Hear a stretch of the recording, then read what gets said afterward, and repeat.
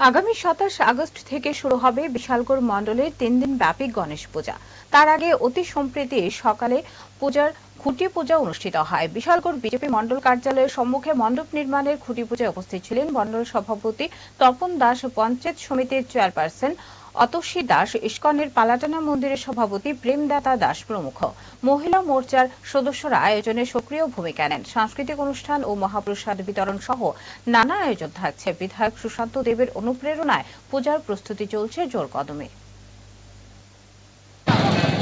আপনারা জানেন যে প্রতি বছরের নেই এবছরও আমাদের বিশালগড় মণ্ডলে আয়োজিত বিধায়কের উদ্যোগে আমাদের বিশালগড় মণ্ডলের সমস্ত কার্যকর্তারা মিলে এবং সমস্ত রাজ্যবাসীকে আমরা নিমন্ত্রণের মাধ্যমে জানিয়ে দিতে চাই যে আগামী ২৭শে আগস্ট আমাদের গণেশ বাবার পূজা শুভারম্ভ হবে। প্রত্যেককে আমরা এই পূজায় অংশগ্রহণ করার জন্য আমন্ত্রিত রইল।